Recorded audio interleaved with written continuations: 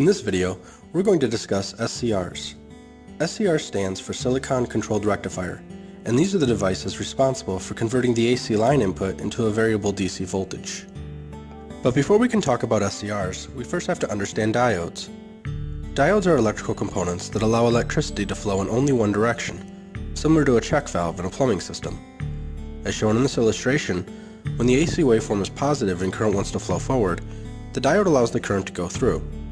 But when the AC waveform is negative, the current wants to flow backwards, and so the diode doesn't allow any current to flow. Now imagine if you connected 4 diodes like so. This is called the diode bridge. A diode bridge converts the negative parts of the AC voltage to positive. This type of output is called rectified AC. And that's why a diode bridge can also be referred to as a rectifier bridge. Now what if you could turn a diode on and off?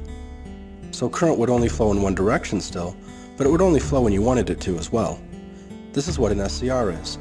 A diode with a third leg called the gate, which is an input signal to tell an SCR when to turn on. Now let's go back to our rectifier bridge and replace the 2 diodes that handle the incoming portion of the line voltage with SCRs.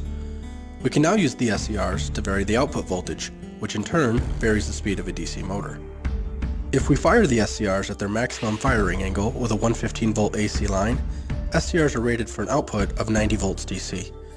With a 230 volt AC line, the output is 180 volts DC. As we turn the SCRs down, the average voltage to the motor lowers, and the DC motor speed will decrease.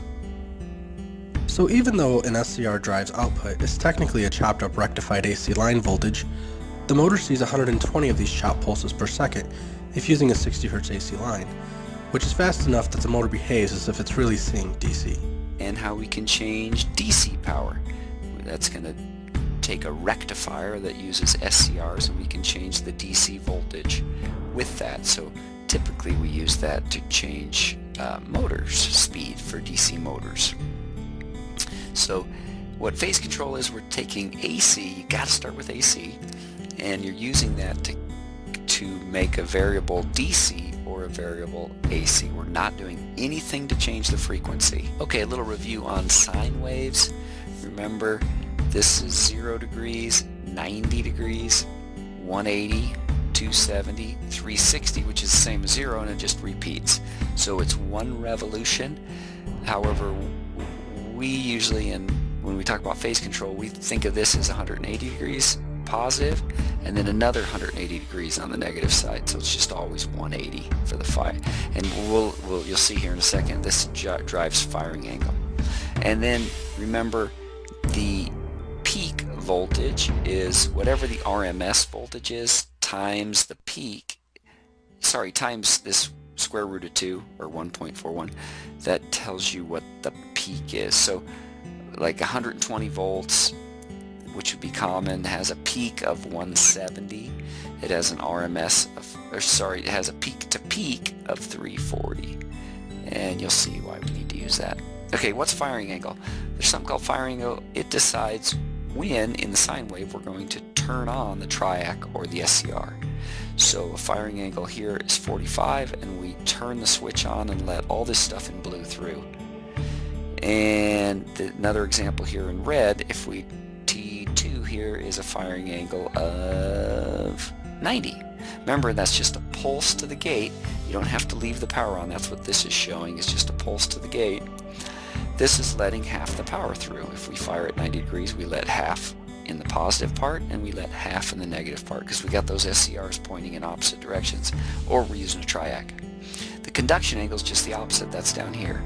All it is just whatever's left over. So if we fire at 90, then we conduct for 90. If we fire at 45, we conduct for 135 degrees. So think about these. This is a bright light, right? You can really see your dinner here. That's a bright light. We're firing very early in the waveform, say maybe 10 degrees. So we're letting almost all the power through the switch. Here we're firing right at the middle, so that's kind of a half-lit deal. And this one down here, you can barely see supper. And so you probably have your mind on other things if that's what your supper table is going to look like. Now, think about this a little bit. You've probably heard lights whine or buzz a little bit when you mess with the dimmer? Well, you're turning the power off and on constantly. You know, this represents what, 16 milliseconds and change. So every 8 milliseconds you're turning the light off and on. And so sometimes it'll respond to that by whining, or if you have, you know, things like fluorescent electronics don't like it, so like some LED type lights won't like it, there's electronics in there, or compact fluorescent, because they don't like being switched off and on like crazy. Okay, so those were the AC possibilities, soft starters or dimmers. A couple ideas for you.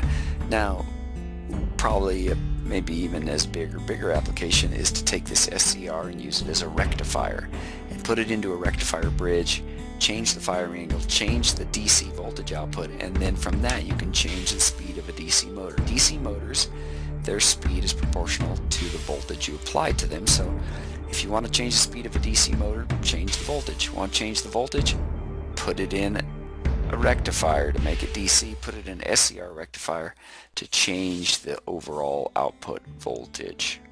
So the firing angle determines the average DC voltage. You fire early and you get most of the power through, and this would be a DC motor that would be humming along pretty good. Now think about this. This is the most simple example. This is the firing circuit, the diode and the resistor, but here's the SCR. And best case scenario with this, you'll only get half the power through, right? Because this will never get power going the other way. So we've immediately chopped the bottom half, and then depending on the firing angle, we can start early and get all that power and voltage through, or we can start in the middle and just get half, or we can start at the end and not get any. So let's look at this 90-degree firing angle. You're going to expect to get about a quarter of what you started with. If you started with 120 volts, you already lost 60 here, and then you're going to split the other 60 down in half. So you're at 30 volts would be what your voltmeter would probably read, something like 30 volts.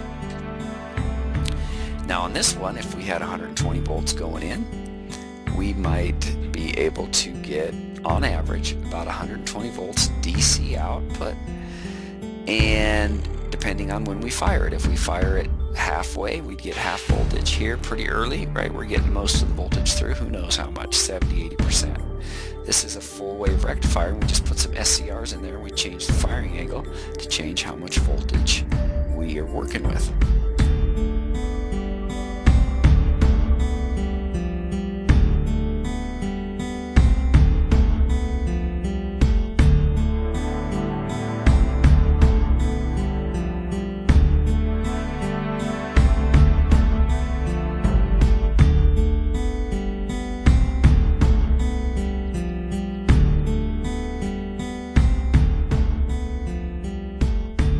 Anyone dealing with this kind of machines has to understand SCR phase control and voltage control. And specific to the machine, this drawing tells all of it in one drawing in terms of timing and what is observed, and everything else could be understood from what's happening. It should not be a mystery anymore.